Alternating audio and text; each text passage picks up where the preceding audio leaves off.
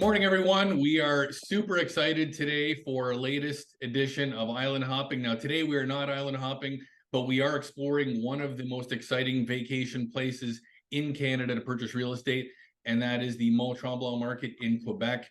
We are lucky enough today to have Sean Hummell. I'm super excited. He's with Engel Völkers, and he's here today to discuss everything Mont Tremblant and get all your questions answered. So without further ado, I'll let Sean take it away, and Sean, tell us a little bit about yourself. Hi, everyone. Thanks, Jason, for the invite. So just a little backstory. It'll be really quick, and we'll dive right into it. I was born in Montreal, grew up in Switzerland, Bern, Switzerland, and then Paris, France. Grew up there. My father was in the Royal Canadian Mounted Police, so he was a liaison officer, and that's where I learned how to ski.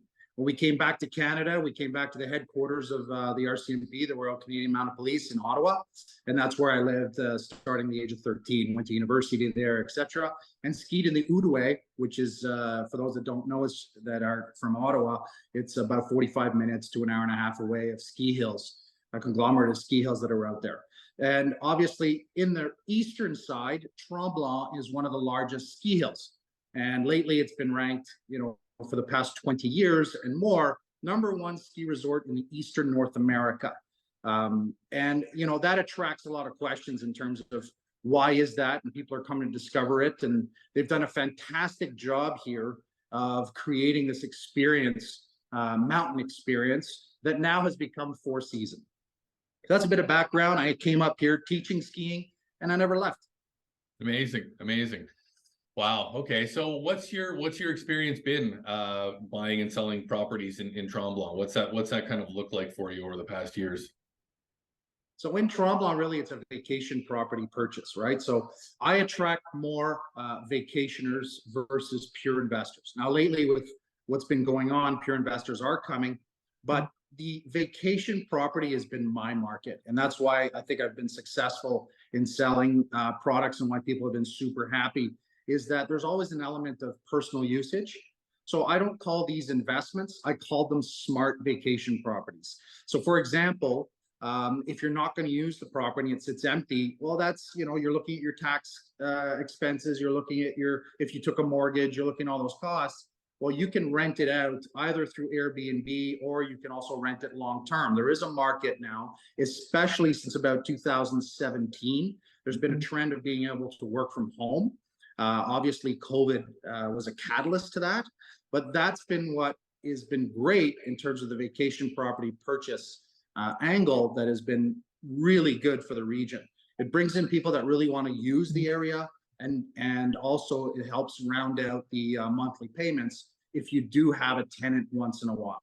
Not everyone rents, but you have that option, which is that security if you're not sure if you're going to use it all the time. Okay.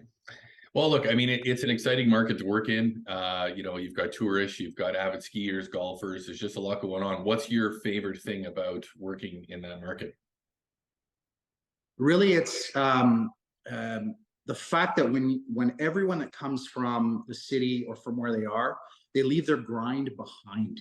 They turn in on this road called Mont Tremblant, which is the last drive in. You're driving in, and all of a sudden the mountain shows up. And right away, everyone's walls go down. If I go see you in Ottawa, Jason, I'm talking about Tremblant, come play golf. You're in your grind. You're like, I got to sell this house.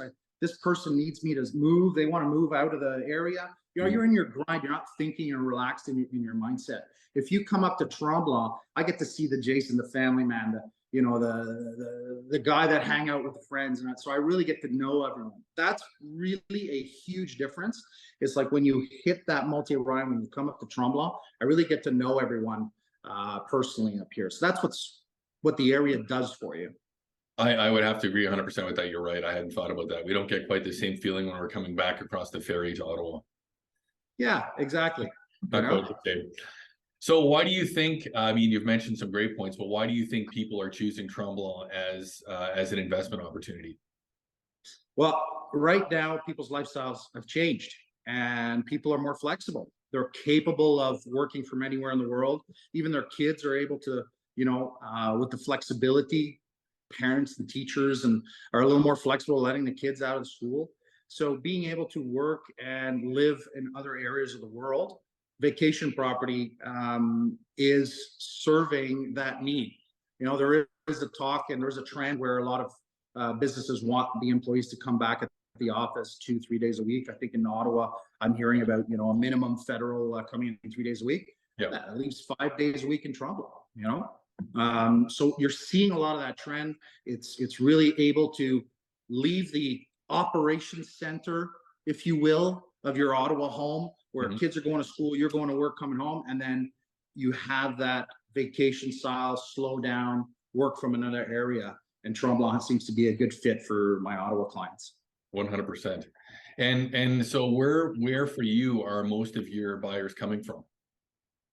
I would say the recent, obviously because of the border challenges, has been Ottawa, Montreal, Toronto. Now within 6 to 8 hour drive, 2 hour flight, we have 55 million people. So we have a lot of people from New York. Yeah. We have a lot of people from Toronto that are just discovering. We have people from Toronto that don't even know about Mont Tremblant.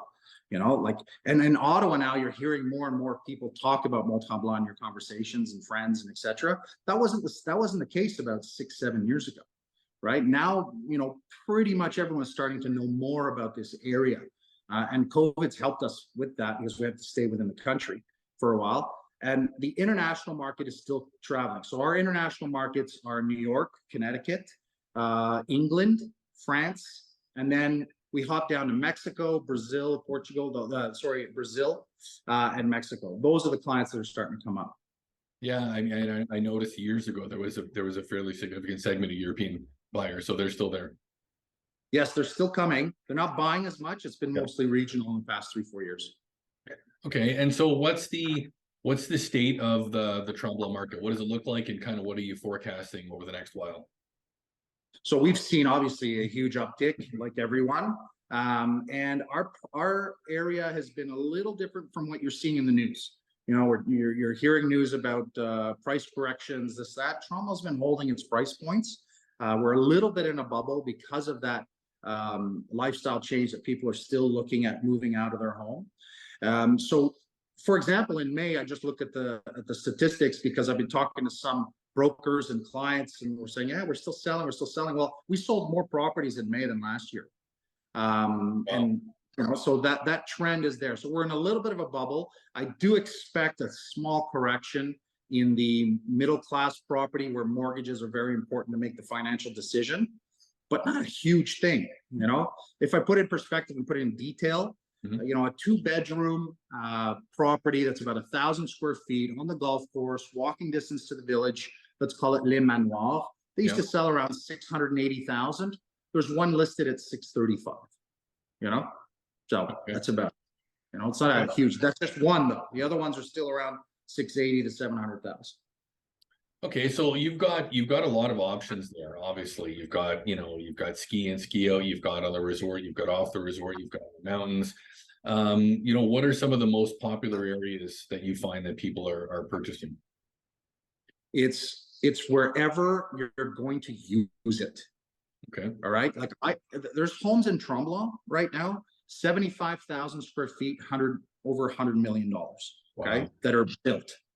Okay, and then you have properties that are 200,000, 1-bedrooms, right off the ski trail. It's the same chairlift. So you can spend 200,000 or 100 million, and it's the same lifestyle, right? Just pick where you're going to be. And what's really important is how your family is going to use it. So the most popular right now are the residential condos, where you can choose to Airbnb them, because you have no restrictions on when you can use it, and you have no restrictions on if you're allowed to rent it or not. Okay. So if, for example, this winter in March, you decide to go to Europe because we haven't crossed the ocean for a while, and you want to go to Mallorca or you want to go to Spain, well, you can rent your place in the month of March, Airbnb, or for the month, you know, in terms of property. So that's what's been really attractive, is the residential condo that you can rent out, etc. And that's why they've also gone up in value. Okay. And what's the process for somebody looking to buy Tremblant? It's different everywhere. Quebec is different than Ontario. What's that process look like for somebody who's, again, trying to figure out what's best suited for them, and how do they get started? So we have two sales cycles in Tremblant, two buying sales cycles, and they kind of match with your traveling, up here. So for example, end of July, August, September, October, it's all of my buyers getting ready for the ski season, right? So that's when everyone's transacting. Then it gets quiet in terms of transactions. And the next transaction phase is February and March. Honey, we love it here. We've rented for the year. We've come here many times. It's a confirmation. The February and March is a confirmation. Okay. The July, August, September, October is searching for properties. So if you want your broker's time, if you want our time, come in between the seasons. I can show you 5, I can show you 50 units. If you're coming in July, August, September, we're executing basically on your choices. Okay. And what would the costs kind of look like? Obviously purchase price outside of that, but what kind of cost can people expect to have in that process? I know in there, for example, in Ontario, we have lawyers. On the Quebec side, you have notaries. So maybe just explain a little bit about the difference and what kind of cost. We have land transfer tax here. I'm not sure what that looks like there. Just curious. So in the purchasing, your costs are obviously the purchase price. You need to put about 20 to 25% down for down payment, and you can finance the rest. Up to, depending on what your price point is, banks will finance, the 80% up to a cap. So that's your down payment. Then you have, in terms of purchasing, you have a notary fee. The notary fee is, we have a notary instead of lawyers. The notary fee is a neutral party that does the transaction. That's about $1,800 to $2,000 if you have a mortgage. Okay. And then you have also your land transfer tax, which is about 2% of the amount. It's a calculation. Okay. And that's about it. That's all you need to do in terms of purchase price. So are there any restrictions on, you mentioned that you have some foreign buyers. Are there any restrictions for foreign buyers right now coming to Tremblant? For Tremblant, we have, the federal government has put some restrictions. Tremblant is exempt from that. There is a non-occupant tax in the world, I think in Canada, where it's 1% if the property stays vacant. So my non-residents, I will gear them to a property where they can do some Airbnb and they can do some rental, and they won't have that issue. Gotcha. Okay. Yeah. So with anyone looking remotely who can't necessarily take the trips down, what options do you have to are there virtual tours? Like what kind of options for somebody that just wants to explore it, but maybe doesn't have the time to come down there immediately to look? What do you guys?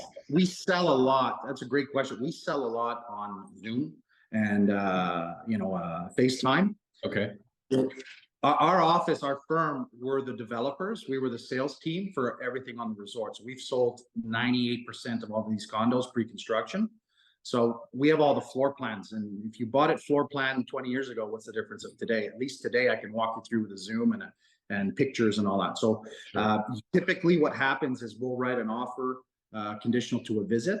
So once we get a confirmation, so most of the time I'm visiting property because you're on a vacation. You walk into my real estate office looking for a sweater, you leave with a condo, and we'll do that process. All of the process and the closing process happens at home. And we write the offers and we do the videos, and then you can confirm everything with a visit coming back to see the property if that's what you want to do. So we do a lot of that, mostly in the condo market, of course.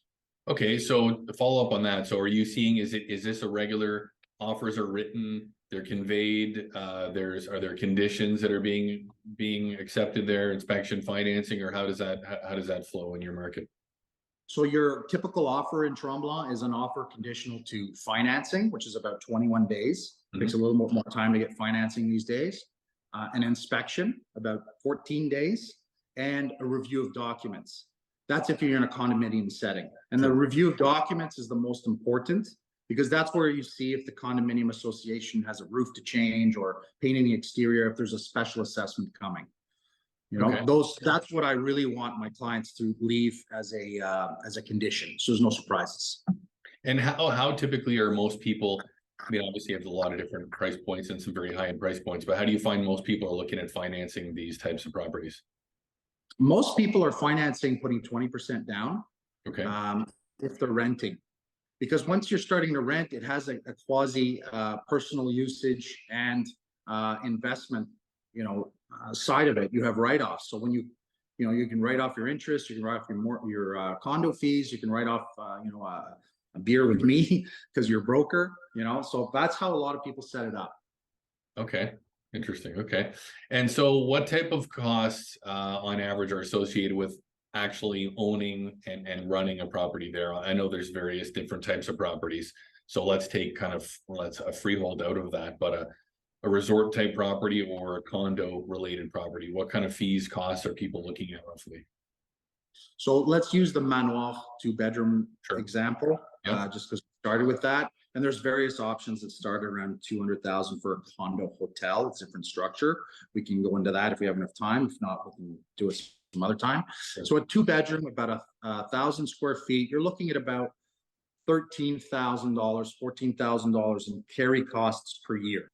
That includes municipal taxes, school taxes, condo fees, hydro, telephone, internet, and a resort association fee. They're the ones that pay for the shuttle bus, the events, the Ironman, the Jazz Fest. They make exciting events up here. And lastly, a liability insurance that's very minimal. It's about $200 a year. So that's what you're looking at: $12,000 to $14,000 for a 2-bedroom. Okay. In carry costs. The next question you're probably going to ask is, how much revenue can you generate if you are going to Airbnb? Sure. If you're going to pump it out, you could probably gross about $55,000, $50,000 to $55,000. That's been historically for the past year. Will that adapt itself? Are we going to see a trend of people using their property less, and there'll be more inventory? We'll see. But that's about what's been happening in the past year. Okay. So you're in a property today? Yes. I'm at a property today. It's completely different structure. This is a single family home. I'm seeing more and more people look into having homes instead of condos. Yeah. But you can rent this place out in this neighborhood. Single family homes where you can do short-term rental with Airbnb is very rare in the region. Very, very rare. Okay. So this neighborhood called Bel Air has had huge success in the past few years of catering to that clientele. Okay. In terms of property, I can walk you through it a little bit. Yeah, let's take a look. And so, what would be the price point of this property? And a white, for those that remember. So here's, for example, kitchen area, open concept property, surrounded by nature. In the winter, there's no leaves. This is very deciduous. So you see the valley. Living room here.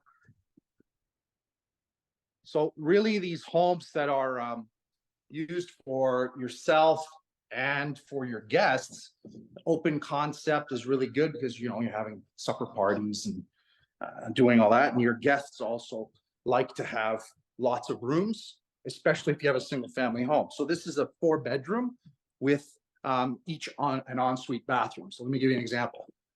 Look at these. This is great. Wow. So that's a king bed with a nice bathroom here. Look at that. I think you can come here and relax at this type of property. It's the hallway and entrance. It's beautiful. Another bedroom with an ensuite. So what would the age of this property be? This is about 2 years old. Okay. The purchase price is $1,050,000 plus taxes. That'll be another discussion to have. Yeah. And you can rent out this place when you're not using it. Look at this. Wow. So this type of property, I think, for the long term, serves my clients if they're not so certain how much they're going to use it. And I really like that because if you're not sure how long you're going to use it through your life cycle, kids go to university, they're not going to be around as much. They go to the US or they go on the other side of the country. Well, you're not using it as much, you can rent it out. And then when the kids come out of school, they're starting their careers, they don't have the money to go to the cottage. Mom, Dad, why'd you sell? Well, this is a great solution for long term. You can keep it in the family and then come back to it after. Absolutely. But anyway, that's the idea. Beautiful. So what would the square footage be of that property? I actually don't know that one. I should know it, but this is That's about okay. 3,200, 3,400 square feet. Okay. And You know, from 4 bedroom, 4 bath. proximity to amenities, skiing and golf and everything. You're 8 minutes to the resort. Wow.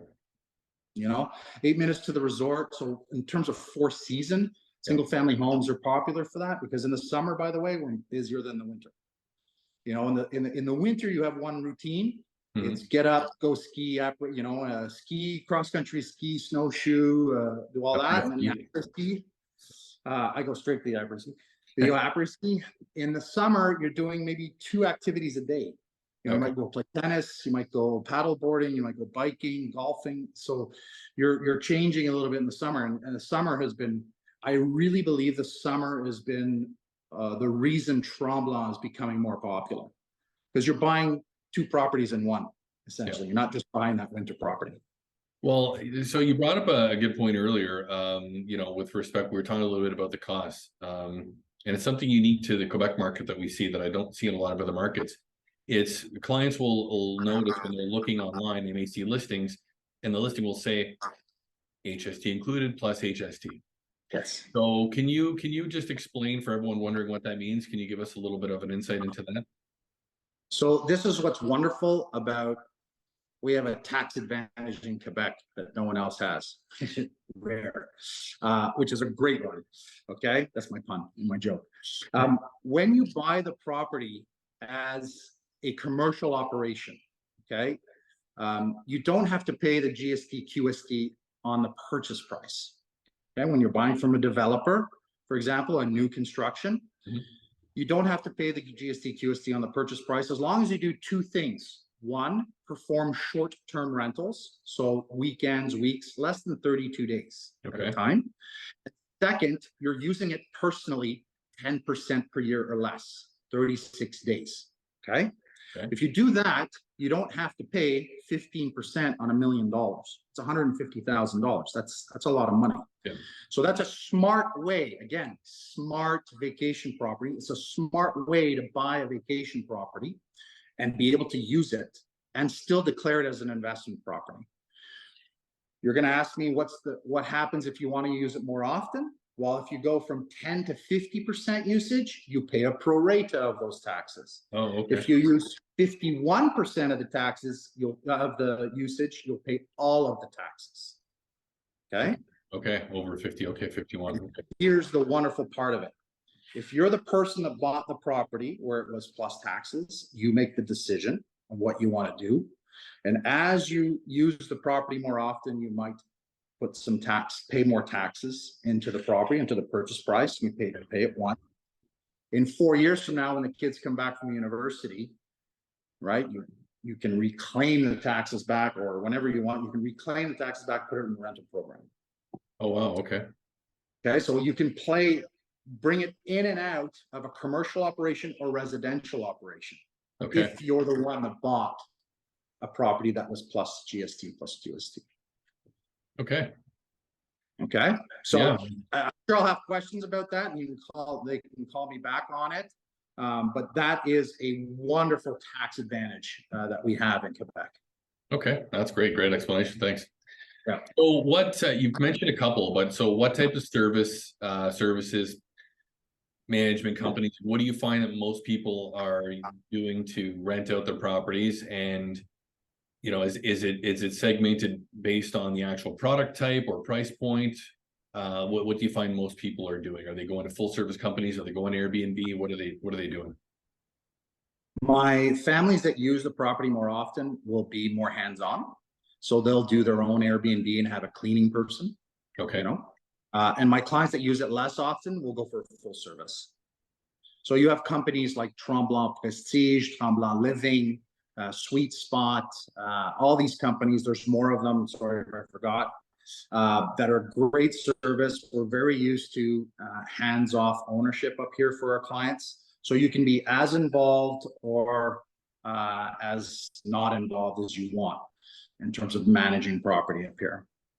Okay. What you need to know is when you hire a full service company for rental management, for example, like for this home, you would be giving 30% of your revenue to the rental operator. Okay, yeah, that was the next question. So it's be 30% roughly for a full service.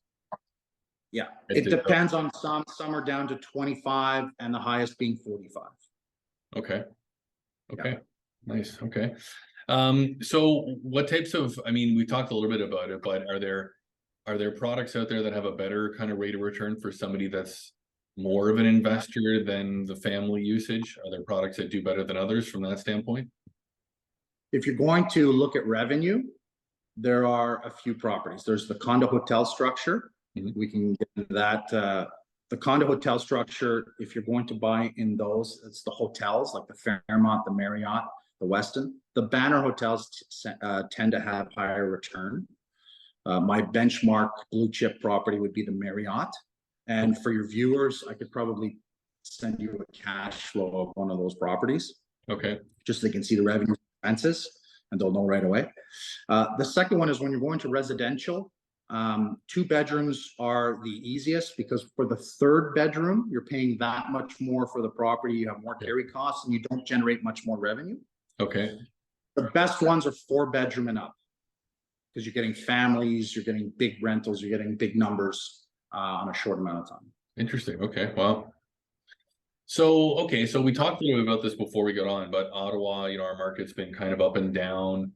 You know, I'm curious with rates and everything else, you know, how do you see that impacting your market down the road? I mean, it's tough to gauge. I know you mentioned that you may see things pulling back a little bit, but from a financing perspective, any major changes predicted for your market?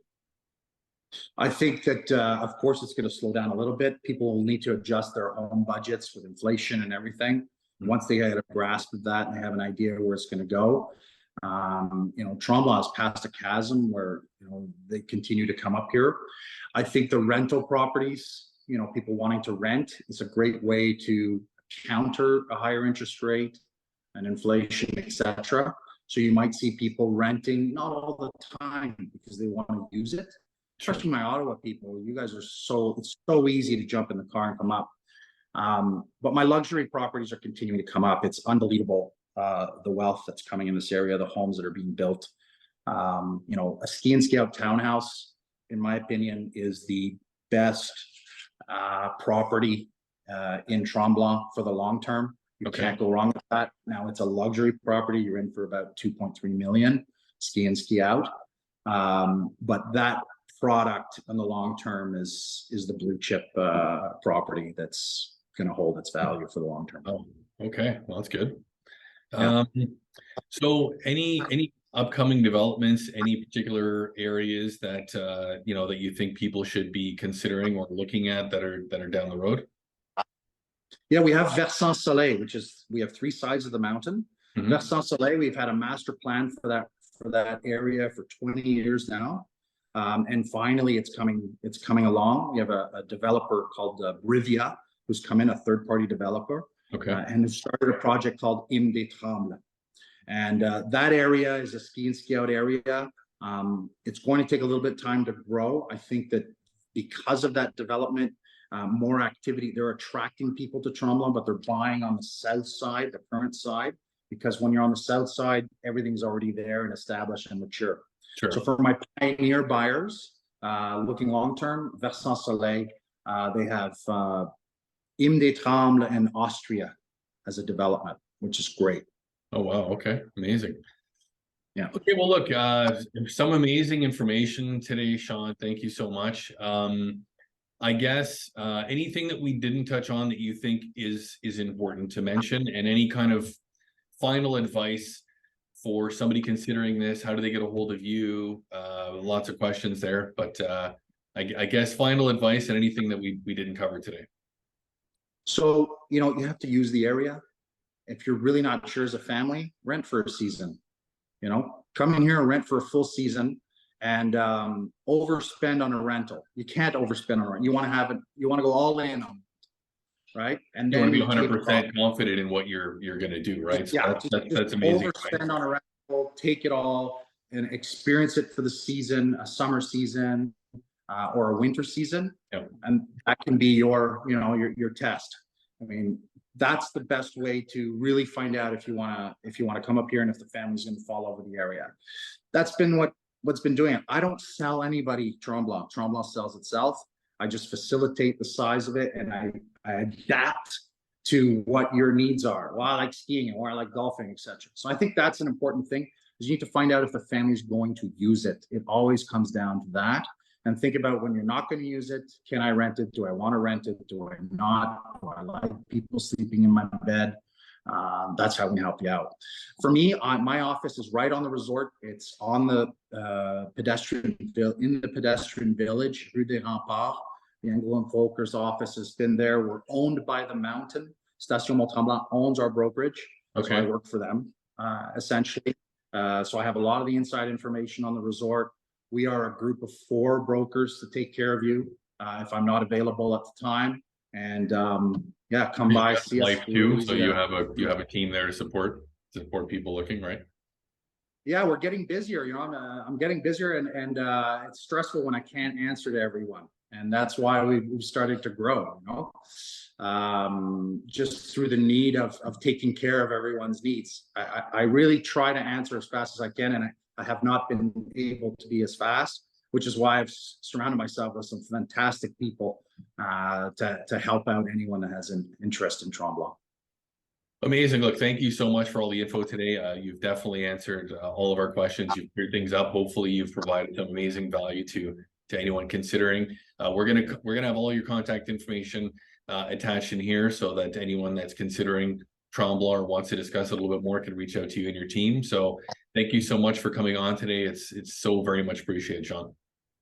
Great, and see you on the slopes or see you on the golf course, everyone.